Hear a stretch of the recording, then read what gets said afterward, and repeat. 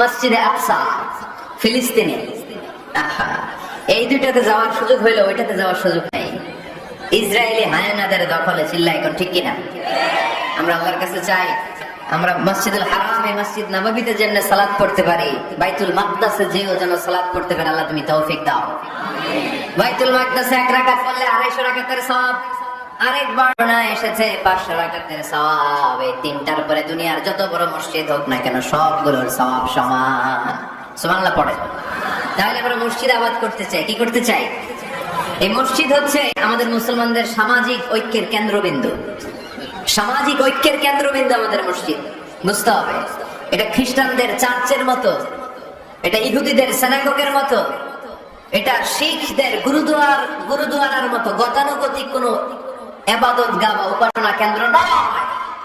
এটা আমাদের ঐক্যের ভিত্তি। চিল্লায় বলেন ঠিক কি না? বিশ্বনবী মসজিদে নববী থেকে সব করেছেন। বিশ্বনবীর মসজিদে নববীটাই ছিল ক্যান্টনমেন্ট, সেনাবাহিনীর ক্যান্টনমেন্ট ছিল এটা। বিশ্বনবীর মসজিদে নববী ছিল গণভবন, আমার নবীর মসজিদে ছিল বঙ্গভবন। এইখানে ছিল সুপ্রিম কোর্ট, হাইকোর্ট।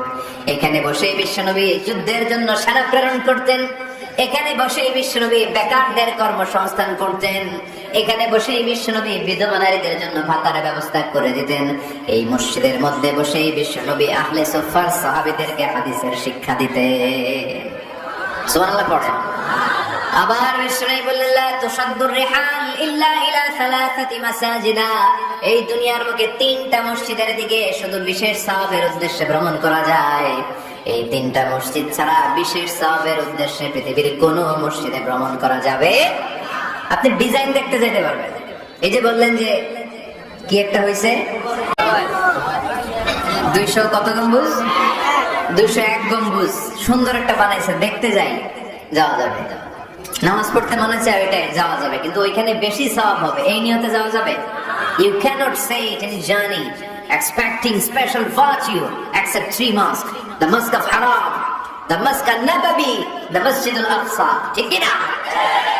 এই 3টা মসজিদ ছাড়া বিশেষ সওয়াবের নিয়তে পৃথিবীর কোন মসজিদে ভ্রমণ করা যায় না, তবে দেখতে যাওয়া যায়।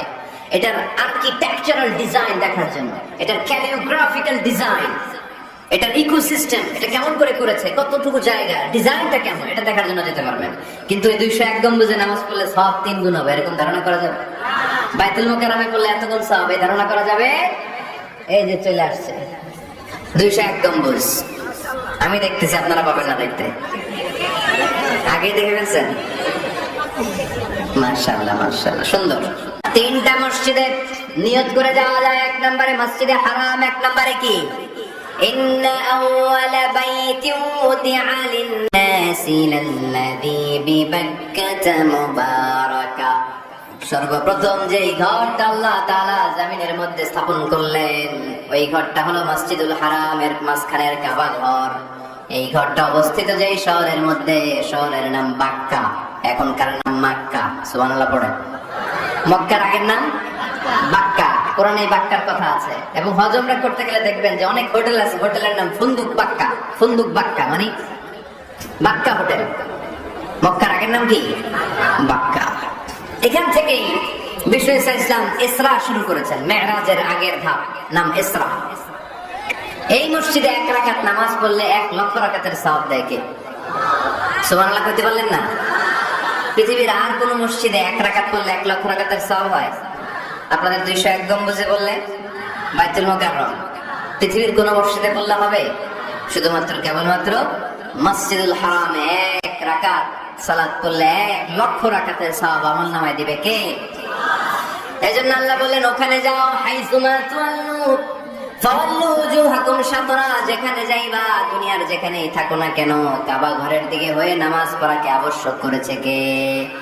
পৃথিবীর যেখানেই যান, কোন দিকে হয়ে নামাজ পড়বেন? কাবা, টু দ্য ডাইরেকশন অফ কিবলা। আপনি অবাক হবেন, অস্ট্রেলিয়ায় একটা শহর আছে সিডনি। এই সিডনি শহরে একটা জঙ্গল আছে।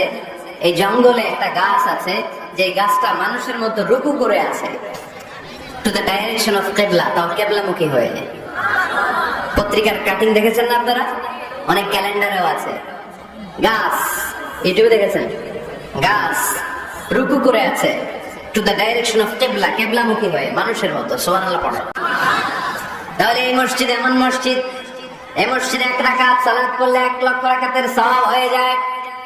এই মসজিদ এমন মসজিদ, যেই মসজিদের মাঝখানে একটা ঘর আছে, ঘরটার নাম বাইতুল্লাহ। প্রতিনিয়ত এই ঘরের উপর 120টা রহমত নাজিল করে কে? 60টা রহমত নাজিল হয় যারা কাবা ঘরের চারদিকে তাওয়াফ করতে থাকে। 40টা রহমত নাজিল হয় যারা কাবা ঘরের চারদিকে নামাজ পড়তে থাকে। 20টা বাকি 20টা সওয়াব নাজিল হয় যারা শুধু কাবা ঘরের দিকে তাকিয়ে থাকে। কাবা ঘরের দিকে তাকিয়ে থাকলে সওয়াব। সুবহানাল্লাহ বললেন না?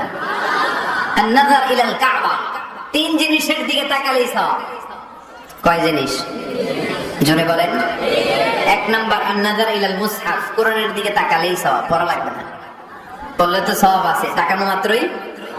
2 নাম্বার আন-নাযার ইলা ওয়াজহিল ওয়ালিদাইন, মা বাবার চেহারা। মা বাবার খেদমত করলে তো সওয়াব আছে, টাকা দিলে তো সওয়াব আছে, কিন্তু মা বাবার চেহারার নজরের দিকে যদি রহমতের নজরে একবার তাকান, একটা কবুল হজ করলে যেই সওয়াব, ওই সওয়াব আমল নামায় দিবে কে? মা বাবা এমন জিনিস আমরা চিনলাম না। আমরা পীর সাহেবের দরবারে লাউ নিয়ে যাই আর গান গাই, সাদের লাউ বানাইলাম ওরে, আগা খাইলাম, ডগা খাইলাম, খাইলাম না ডুগডুগি না। তো কই লাউ নিয়ে যান আপনি, কই হাদিয়া নিয়ে যান? আসল পীর সাহেব তো আপনার ঘরে। আপনার আব্বা সবচেয়ে বড় পীর সাহেব, আপনার আম্মা জান আপনার জন্য সবচেয়ে বড় পীর সাহেব। গোটা বিশ্বের সব পীর সাহেব যদি 50 বার করে কোরআন খতম দিয়ে 1 গ্লাস পানির মধ্যে ফু দেয়, আর আপনার আব্বা শুধু বিসমিল্লাহ বলে যদি 1 গ্লাসের পানিতে ফু দেয়, ওই গ্লাসের পানির ফুটা আল্লাহর কাছে কবুল হয়ে যাবে। এজন্য বিশ্বনবী বলতেন, জান্নাতু তাহতা আকদামি উম্মাহাতিকুম। ও দুনিয়ার মানুষেরা শোনো, দুনিয়ার পুরুষ মানুষদের পায়ের নিচে থাকে জুতা, জুতার নিচে থাকে বালু আর মাটি, আর দুনিয়ার বুকে এক একটা মায়ের পায়ের নিচে থাকে তার সন্তানদের জান্নাত। ওগো মা তুমি এই ধরনের শ্রেষ্ঠ নিয়ামত, তোমারই পদতলে রয়েছে জান্নাত। ওগো মা তুমি এই ধরনের শ্রেষ্ঠ নিয়ামত, তোমারই পদতলে রয়েছে জান্নাত। সুবহানাল্লাহ পড়ে। কি মা? এ মারে আমরা চিনি না। লাউ কাতা'তা জিলদাক, তোমার গায়ের চামড়া কেটেও যদি মাকে জুতো বানিয়ে দাও, ওই যে ছোটবেলায় দুধ খাইছিলা, 1 ঢোক দুধের শোধ আদায় হবে না। 1 ঢোক দুধের শোধ আদায় হবে না। ওই মা 3 বার বললেন আল্লাহ রাসূল এই মায়ের কথা। কয়বার? আল্লাহ হাবিব বললেন মা মা মা, তারপরে মা কয়বার? বাবা কয়বার? তার মানে ইসলাম মাকে দিয়েছে স্বর্ণ পদক, ইসলাম মাকে দিয়েছে রৌপ্য পদক, ইসলাম মাকে দিয়েছে ব্রোঞ্জ পদক, বাবাকে দিয়েছে সান্ত্বনা পুরস্কার। ঠিক কিনা? 3 বার যদি মা হয়, 1 বার যদি বাবা হয়, তাহলে স্বর্ণ পদক কে? রৌপ্য পদক, ব্রোঞ্জ পদক, সান্ত্বনা পুরস্কার। সুবহানাল্লাহ খেতে বললেন না? ওই মায়ের চেহারার দিকে যদি রহমতের নজরে একবার তাকান, কবুল হজের সওয়াব আছে না নাই? তাহলে 1 নাম্বার কোরআনের দিকে নজর করলে সওয়াব, 2 নাম্বার মা বাবার চেহারার দিকে নজর করলে সওয়াব, 3 নাম্বার আল্লাহর কাবা ঘরের গিলাফের দিকে যখন নজর করে তাকাবেন, 20টা রহমত নাজিল করবে কে? তাহলে শ্রেষ্ঠ মসজিদ মসজিদে হারাম, শ্রেষ্ঠ মসজিদ। 2 নাম্বার হচ্ছে মসজিদ নববী, নবীর মসজিদ। ওখানে 1 রাকাত পড়লে 1000 রাকাতের সওয়াব। আমার নবী শুয়ে আছে তার পাশে, পাশেই জান্নাতুল বাকিয়া, মাকবারাতুল বাকিয়া, এরপর আছে রওদা। বিশ্বনবীর কবর থেকে মিম্বার পর্যন্ত জান্নাত, রাদাতুম মিন রিয়াদিল জান্নাহ। এটা দুনিয়ার বুকে একটা জান্নাতের টুকরা। কোন সুবহানাল্লাহ। ওখানে নামাজ পড়ার জন্য খুব ধাক্কাধাক্কি হয়। পুরো মসজিদে নববীর কার্পেটের 1 কালার, ওইটার কার্পেটের আরেক কালার। যারা হজ উমরা করেছেন দেখে এসেছেন, জায়গা পাওয়া যায় না, খুব ধাক্কাধাক্কি হয় ওই জায়গাটাতে সালাত পড়ার জন্য। এটা হচ্ছে 2য় মসজিদ শ্রেষ্ঠত্বের দিক থেকে। 3য় মসজিদ হচ্ছে মসজিদে আকসা, ফিলিস্তিনে। আহা, এই 2টাতে যাওয়ার সুযোগ হইলো, ওইটাতে যাওয়ার সুযোগ নাই। ইসরায়েলি হায়ানাদের দখলে। চিল্লা এখন ঠিক কিনা? আমরা আল্লাহর কাছে চাই আমরা মসজিদুল হারামে, মসজিদ নববীতে যেমন সালাত পড়তে পারি, বাইতুল মাকদাসে যেও যেন সালাত পড়তে পারে। আল্লাহ তুমি তৌফিক দাও।